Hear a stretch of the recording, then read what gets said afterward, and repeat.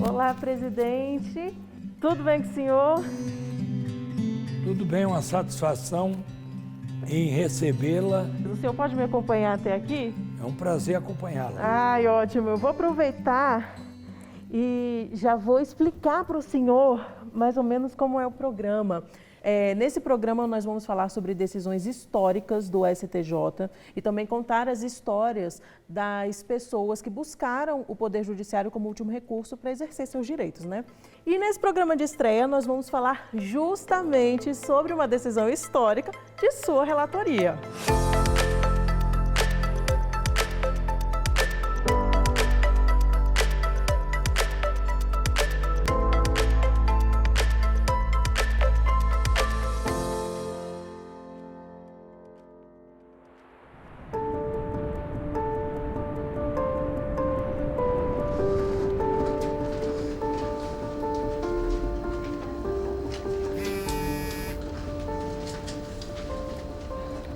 A família já tá pronta para gravação. Vou pedir para eles entrarem na sala para poder te encontrar. Então, Guilherme, vamos conversar. Quando você assistia os vídeos desse influencer, você sentia necessidade de provar aquilo que ele estava mostrando, de entrar numa banheira cheia de doce, ou então de fazer alguma daquelas trollagens?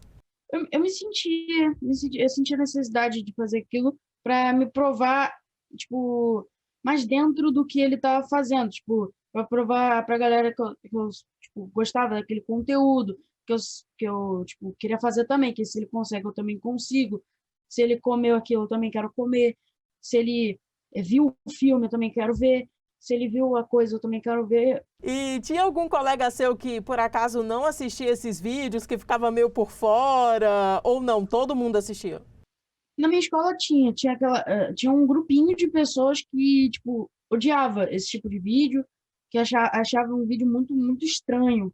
Tipo, um vídeo que não é legal para a idade. Tipo, eles já sabiam que aquele vídeo ele não seria legal. Só que como tinha um outro grupinho maior ainda, de pessoas que adoravam assistir aquilo, eu tentava me colocar no grupo maior. Para ter mais amigos, para me socializar mais, para a gente ter uma conversa melhor. Entendi. E você costuma pedir para sua mãe, ou para seu pai, ou para alguém da família, ou já pediu para comprar algo que viu no vídeo do influencer, ou viu na internet? Já fez isso? Sim, sim, muito. A maioria das coisas que eu tenho, na realidade, eu vi na internet, em algum lugar eu pedi para minha mãe comprar. E o que aconteceu com o Guilherme quando ele tinha 9 anos? Você pode me contar? Comecei a perceber um comportamento meio estranho por parte dele. Primeiro, ele começou a comer muito mais do que o normal. Ele comia meio que compulsivamente e muito doce, coisa que na minha casa não há uma tradição de comer doce. Ele começou a pedir comidas exóticas e eu comecei a ficar preocupada. E aí eu falei, cara, eu tenho que ver que tipo de vídeo que o Guilherme está consumindo, porque isso não pode estar vindo da minha casa. Porque eu nunca tinha nem ouvido falar que dava para colocar, enfim, que era normal colocar, né, creme de avelã dentro do hambúrguer, né, uma coisa muito doida.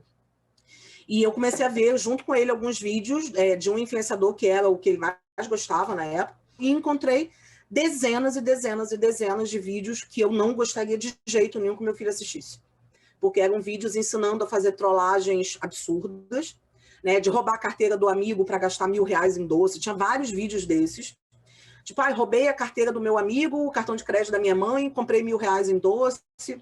Tinha muito vídeo de unboxing de comida, então eles pegavam muito pacote de biscoito, comia um e jogava fora.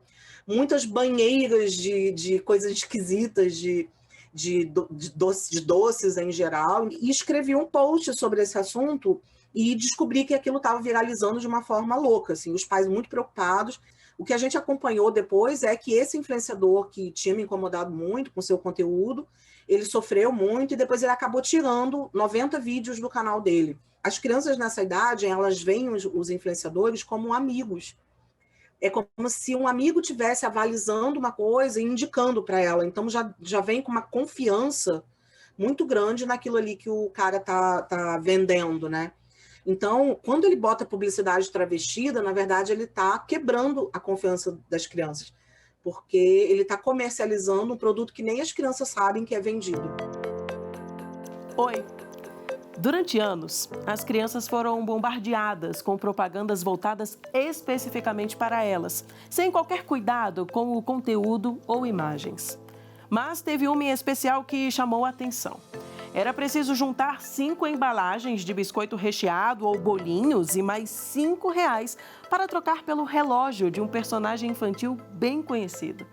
Era possível escolher entre 5 opções ou comprar 25 produtos da linha da promoção e pagar mais R$ 25 para ter toda a coleção de relógios.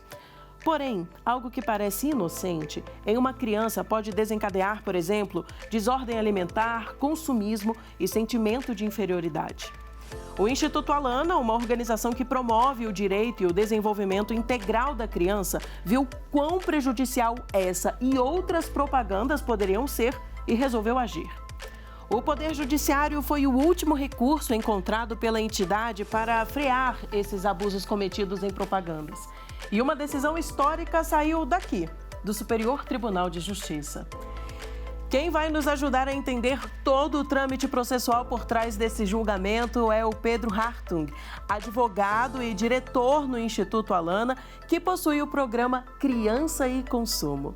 Pedro, muito obrigada por aceitar o nosso convite. Eu que agradeço o convite, é um prazer poder conversar com você sobre esse tema tão importante. Para começar, já explica para a gente o que é o Instituto Alana e também o programa Criança e Consumo de forma resumida.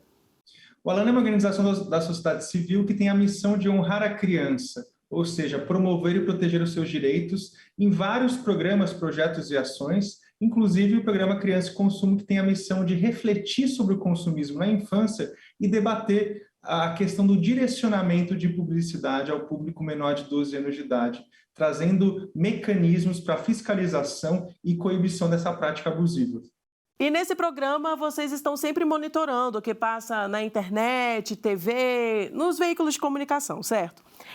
Foi daí que vocês viram a propaganda da Bauducco e resolveram agir? Como é que foi que tudo aconteceu? Em 2007, depois da gente observar que a Bauducco tinha feito uma publicidade e uma campanha, inclusive com brindes colecionáveis diretamente a crianças, nós tomamos uma atitude e representamos, enviamos uma denúncia ao Ministério Público denunciando a empresa por essa prática ilegal. Pedro, é bom até para quem está nos assistindo saber que não foi uma denúncia sem embasamento jurídico, porque publicidade infantil é ilegal. É ilegal e essa ilegalidade está prevista não só na Constituição Federal, no Estatuto da Criança e do Adolescente, como também no Código de Defesa do Consumidor, que nos seus artigos 36, 37 e 39 determinam que, se utilizada a falta de experiência e julgamento da criança, é uma prática abusiva e, portanto, ilegal. Então, o embasamento jurídico é muito vasto. A própria Resolução 63 do CONANDA, que é o Conselho Nacional dos Direitos da Criança e do Adolescente, detalhou esse conceito de abusividade, reforçando essa ilegalidade. Então, é fundamental a gente entender que não só é ilegal, como também é antiético e também traz consequências muito graves para o desenvolvimento e saúde de crianças e adolescentes no Brasil. E antes de vocês entrarem com a denúncia no Ministério Público, vocês tentaram um contato direto com a empresa para tentar argumentar e resolver essa questão direto com a Bauducco? A gente tem um procedimento no Alana de sempre enviar uma carta primeiro, depois uma notificação e depois a representação. Então, a gente busca, sim, uma conversa com as empresas para que elas possam, primeiro, tentar modificar a sua prática. E se essa prática não for modificada, nós levamos essa denúncia às autoridades competentes, não só ao Ministério Público, como os PROCONs, a Senacom, a Secretaria Nacional do Consumidor, as defensorias públicas, para que as autoridades competentes possam fiscalizar e realmente responsabilizar essas empresas pela essa prática ilegal.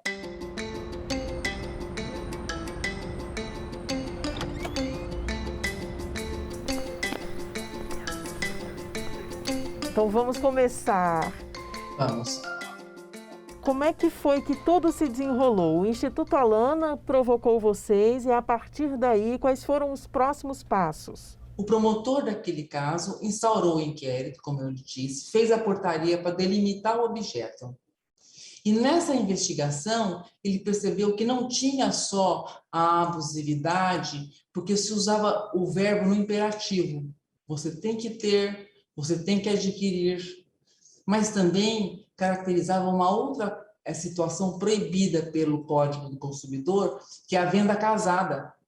Então, nessa ação, foi muito importante, porque o Ministério Público recebeu do Judiciário essas duas boas notícias. A primeira, que não poderia ter a venda casada, e a segunda, a forma como a criança foi abordada foi muito incisiva, e isso caracterizou a abusividade.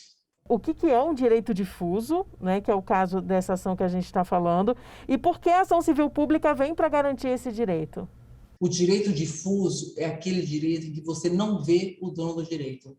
O dono do direito é indeterminado e indeterminável. Nós somos, em alguns entes, autores. Então, pode ser prefeitura, Estado, governo federal, podem ser associações como a Lana, podem entrar com ação civil pública. Existem associações de consumidor, associação do meio ambiente, existem associações preparadas para isso. Então, elas podem ingressar. E elas não entram em nome para si, não vão ser os beneficiários dos associados.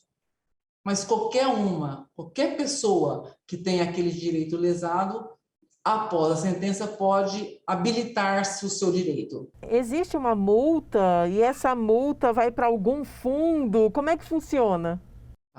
Existe uma multa que a gente fala que são os danos morais difusos. Então, quanto custou para a sociedade assistir aquela publicidade abusiva? Então, se faz um cálculo matemático, mais financeiro do que matemático, e se arbitra quanto que é. Esse dinheiro, essa multa, vai para esse fundo, que é gerido por um conselho. E para que serve esse dinheiro? Esse dinheiro vai para projetos para as áreas difusas. Pode ir para o meio ambiente, pode ir para uma coisa do idoso, para qualquer situação difusa. Eu acho que é muito fantasioso achar que hoje, no acesso tão fácil que uma criança tem às mídias, falar que é o pai ou a mãe que tem que controlar. Eu tenho filhos moços, eu os controlava, mas eu vejo que os meus sobrinhos, netos, não têm mais como ser controlados. Então, a sociedade tem que ajudar a proibir esse acesso a muitas coisas que uma criança não consegue entender. Então, mas não só a sociedade, as empresas que divulgam também.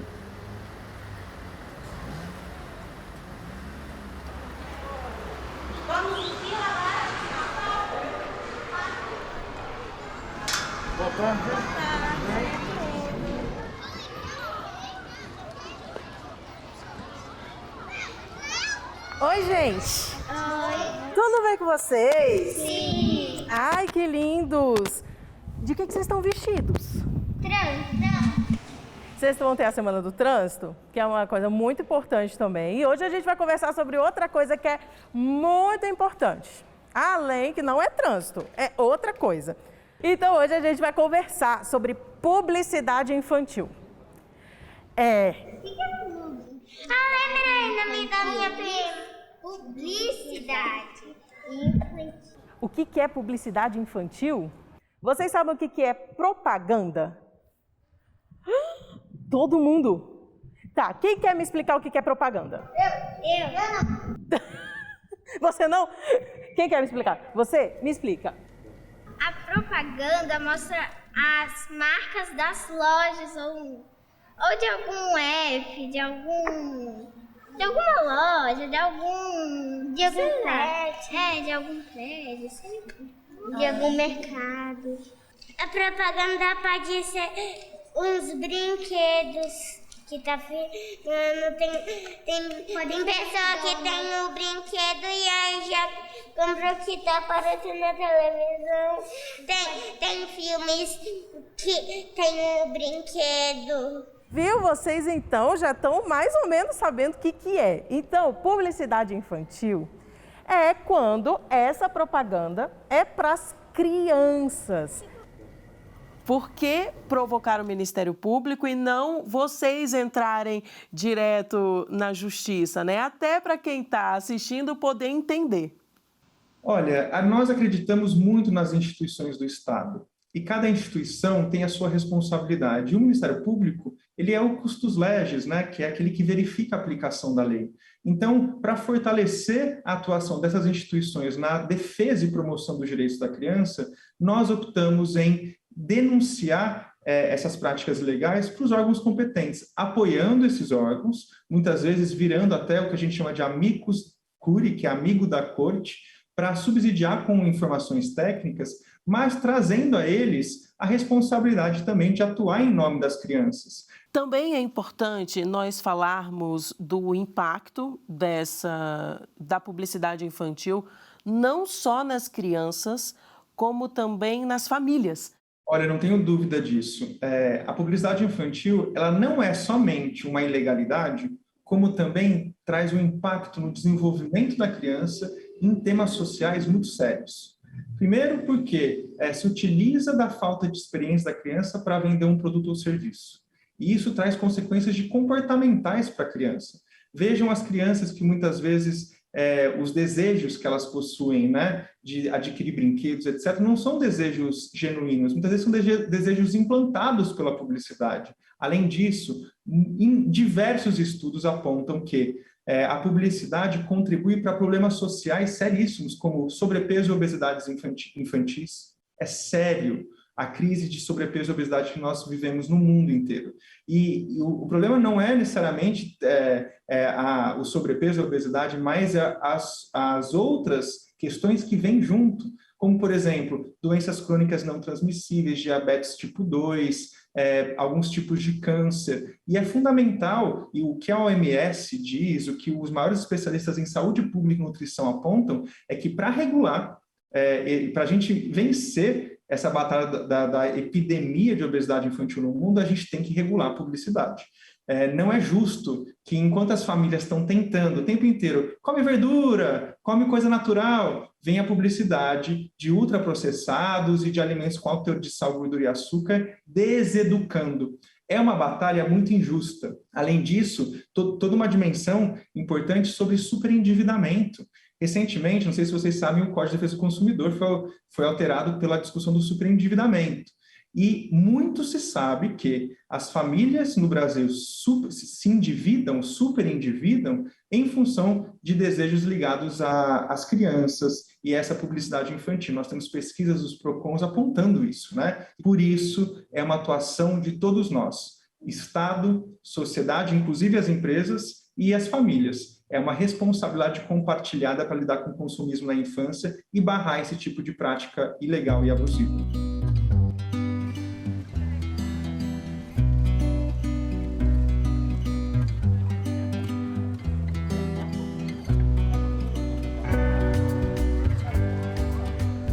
Como é que essa publicidade ela chega nas crianças e quais os prejuízos que as crianças podem ter por conta dessa publicidade? Esse apelo da publicidade justamente toca nesse ponto em que a criança tem essa necessidade de ser aceita pelo outro. E ela acha, né, daí com a publicidade, a forma com que as propagandas são feitas, seja lá pelo influenciador ou o que as crianças também assistem, né, e seguem, que ela vai ser aceita se ela tiver aquele objeto, se ela tiver aquele brinquedo, aquele jogo, aquela roupa, ou ainda que seja até a comida. E como é que os pais também eles podem agir? Bom, primeiro que essa lógica do consumismo tem que ser trabalhada, né, com eles também, né? Os pais também são consumistas, por isso que a criança também é. Porque isso se faz muito mais pelo exemplo do que pela lição de moral, entendeu? A criança, às vezes, ela cresce, né, nessa lógica do consumismo e ela vai acabar ficando muito, digamos assim, dependente dessa construção de imagem, insegura consigo mesma e às vezes ela tem uma alta capacidade, mas ela não consegue nem expressar aquilo porque ela está muito mais apegada à imagem. E uma das coisas que eu tenho visto hoje, daí lá com adolescentes de 17, 18 anos que estão entrando, por exemplo, na faculdade, é uma baixa tolerância à frustração. Então, se você compensa muito no consumismo na infância, na adolescência e mesmo na adultez, pode chegar aquela coisa de não suportar ser frustrado, não pode esperar, tem que ser tudo para ontem.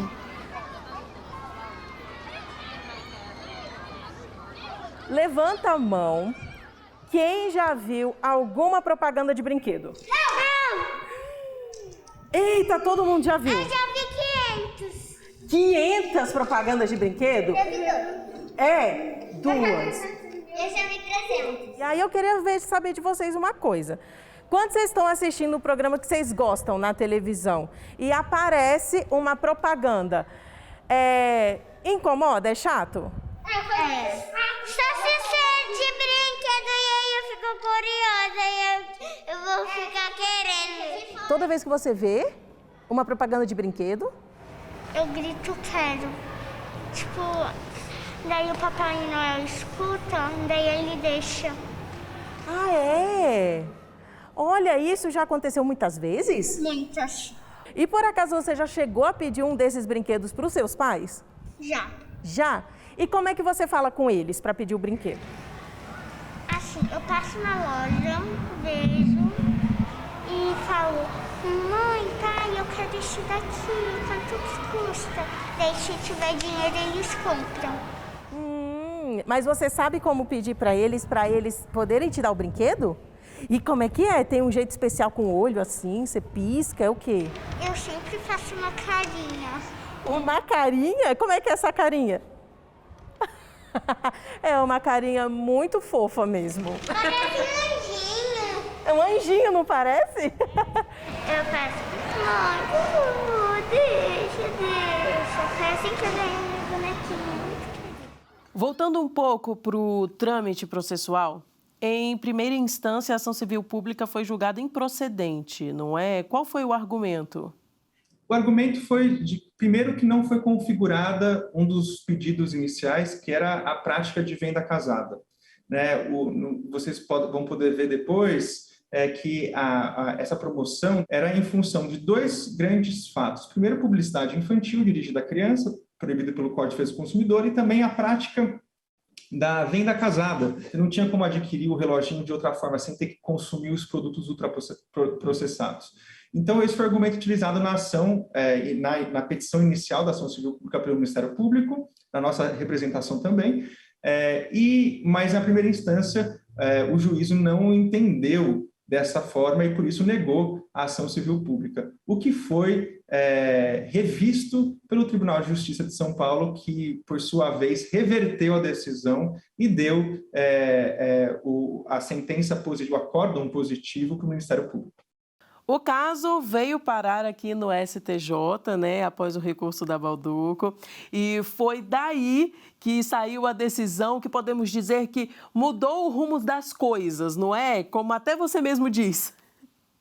Sem dúvida, foi uma decisão histórica. Pela primeira vez, o Tribunal da Cidadania, né, o tribunal que olha para as leis importantes como o ECA, o Código de Defesa do Consumidor, emitiu uma decisão realmente reforçando a ilegalidade da publicidade infantil, os efeitos dessa publicidade na saúde das crianças, porque era uma publicidade de alimentos ultraprocessados que estimulam o consumo inadequado de alimentos com alto teor de sal, gordura e açúcar, e a decisão foi histórica. Tanto o debate no plenário, né, o debate ali na sessão, como também o acórdão que saiu, foi um acórdão histórico e possibilitou que a gente realmente pacificasse o entendimento de que, sim, fazer publicidade infantil é uma prática ilegal e abusiva para o nosso ordenamento jurídico. Depois dessa decisão do STJ, vocês que trabalham diretamente com isso, conseguiram perceber já uma diferença em primeira instância? Sem dúvida. Ter jurisprudência de tribunais superiores facilitam muito o caminho, porque as jurisprudências desses tribunais pavimentam o entendimento.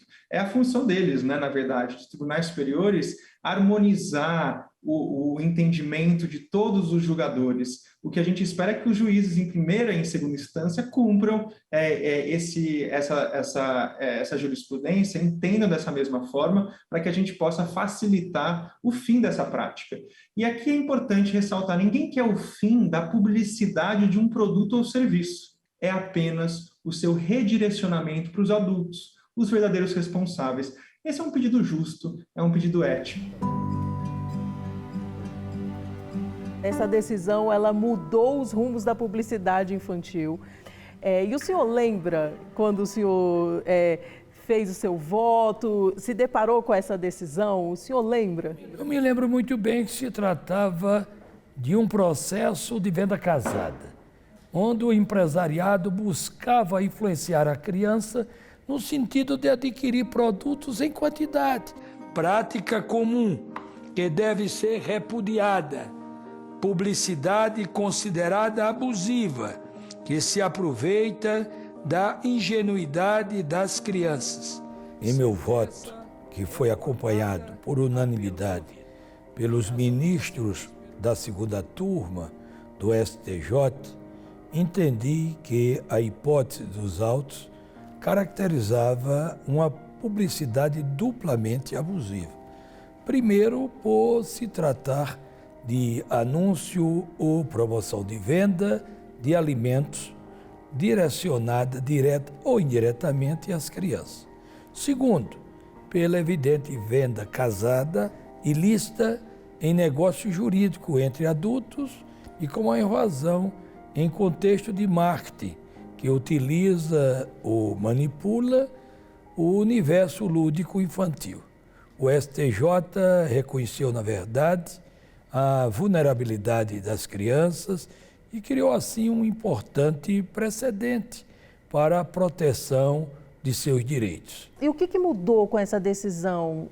O que a gente pode falar que mudou? Como se tratou de questão uniformizada e de precedente pacificado, eles aplicam no segundo grau, não sobe mais para o STJ. Então, o que podemos dizer é que muda os hábitos. Não podemos fazer propaganda enganosa, propaganda que viole o direito, os bons costumes.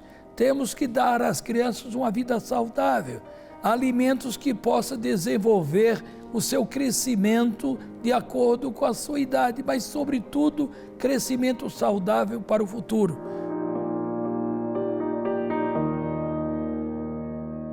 Como é que está a questão da publicidade infantil hoje, né? Porque, tudo bem, muda-se a abordagem.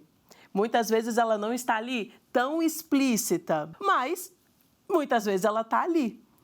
E aí, como identificar essa publicidade? Para se considerar publicidade infantil, tem uma série de elementos, inclusive esses elementos estão listados na Resolução 63 do CONANDA, que é o Conselho Nacional dos Direitos da Criança, que listou alguns elementos que juntos ou separados configuram publicidade infantil. E não adianta só ter uma fala assim, olha, papai e mamãe, compre isso, e o resto ser todo apelativo para a atenção da criança, com personagens infantis, com trilhas sonoras infantis, passando durante programas infantis, em canais infantis, em canais de vídeos infantis na internet. Então, tem que ser analisado o contexto geral dessa campanha publicitária. Não é só ter uma frase no começo que vai desconfigurar a publicidade infantil. Então, o que a gente tem visto é que, infelizmente, a publicidade infantil ela mudou o jeito de fazer e as empresas não estão abrindo mão das infâncias, o que é muito triste.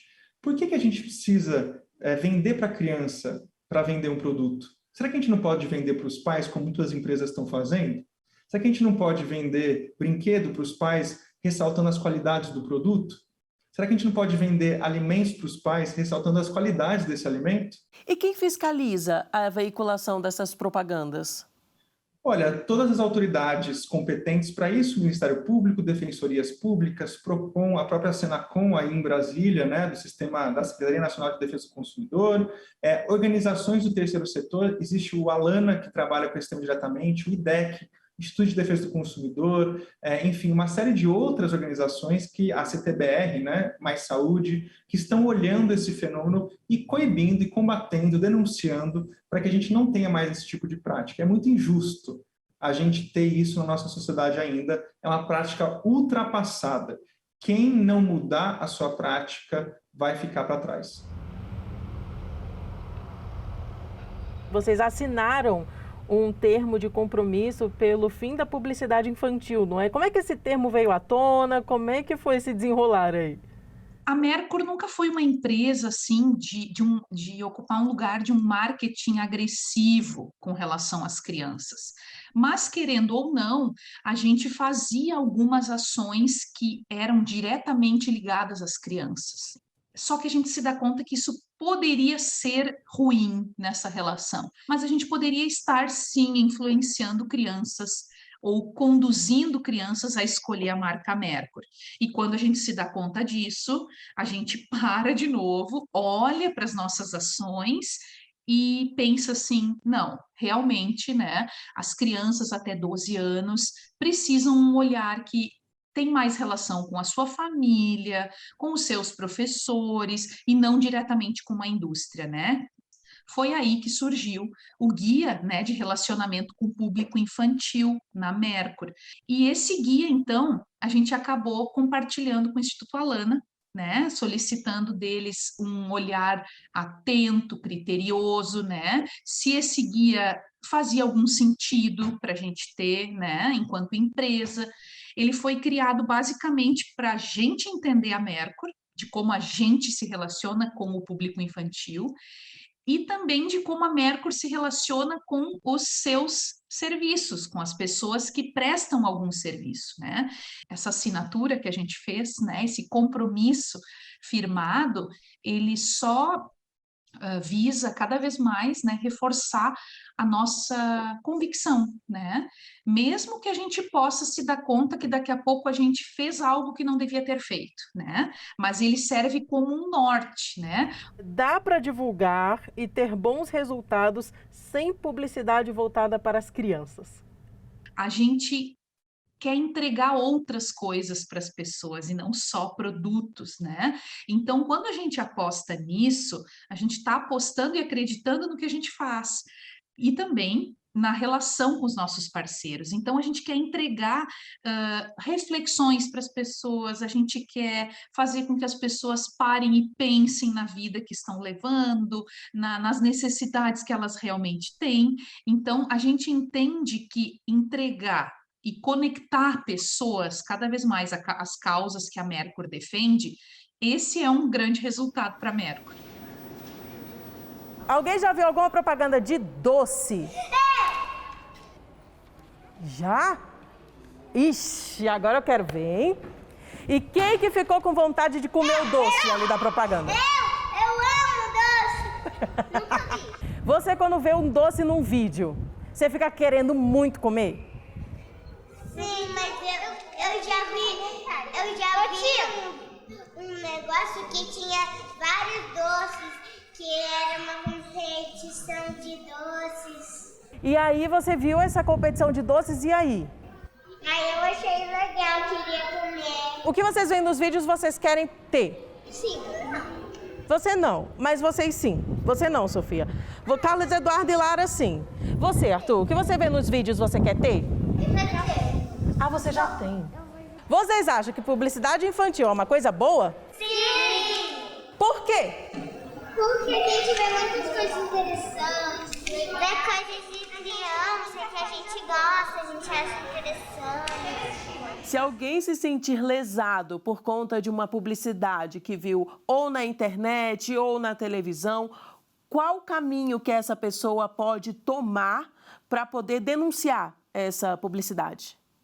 Olha, isso é uma pergunta super importante, porque todos nós temos uma responsabilidade de encaminhar essas denúncias. Seja para o Ministério Público, então você pode escrever um e-mail, hoje em dia é até mais fácil, você não precisa ir lá até o Ministério Público protocolar um papel, você escreve um e-mail para o Ministério Público do Consumidor ou dos Direitos de Crianças e Adolescentes, encaminhando sua denúncia. Olha, acabei de ver uma publicidade infantil na TV, na internet, ela é ilegal e gostaria que fossem tomadas as devidas providências. Com base nesse e-mail, o promotor, a promotora, vai abrir um inquérito civil, avaliar essa denúncia e depois provavelmente a apresentar uma ação civil pública. Isso pode ser feito também no PROCON ou na Defensoria Pública, também por e-mail. Então, essa denúncia está ao alcance de todos nós. Caso vocês não tenham resposta ou queiram ir direto também dialogar conosco, no nosso site, o www.criancaeconsumo.org.br, existe lá um botão Denuncie. E a gente recebe muitos e-mails, analisa essas denúncias e encaminha também para as autoridades competentes. E lembrando que a proteção da criança é um dever de todos, né? Então a sociedade também deve estar vigilante. Sem dúvida, todos nós. Se você convive ou não com crianças, se você tem filhos, se você é tio, se você é avó, ou se você não convive, você só vê na rua, vê seu vizinho, todo mundo tem um dever. Isso que é bonito com relação à infância. É aquele velho provérbio, né? Precisa de uma aldeia inteira para cuidar de uma só criança. Cada um tem que assumir o seu papel nessa aldeia. Porque cuidar de uma criança, no fim, é cuidar de todos nós. Uma cidade para a criança é melhor para todos nós. Uma mídia, uma televisão, um universo digital melhor para a criança é um universo de mídia melhor para todos nós. É essa que é a grande estratégia dos direitos da criança no Brasil. Por isso que criança recebeu da Constituição uma prioridade absoluta. Porque se eu coloco como projeto de sociedade, de país, ou projeto de mídia, de comunicação, de mídias digitais, de mídias televisivas, cuidar da criança, tudo, a régua sobe. Né? É aquela velha coisa, uma calçada boa para uma criança pequena andar, para uma mãe e um pai empurrar um carrinho, vai ser uma calçada melhor para todos nós. Uma televisão que respeite a criança, uma internet que respeite a criança e não tenha publicidade, é um espaço melhor para todos nós. Muito obrigada por conversar conosco e trazer pontos tão relevantes sobre esse tema. Nós que agradecemos a oportunidade, estamos sempre à disposição para conversar com vocês e refletir sobre os direitos de crianças e adolescentes que têm prioridade absoluta no Brasil. Gente, eu gostei muito de conversar com vocês. Espero poder encontrar vocês de novo em um outro momento. Eu também espero. Você também espera? Mas que bom. Eu queria dar Você queria conversar sobre natureza na próxima vez? Vamos ver isso aí. Vamos ver. Vou falar com o pessoal lá da TV. Vamos ver se a gente conversa sobre natureza na próxima vez. Fechado? Então tá bom. Boa aula pra vocês, viu? Bora! Beijos.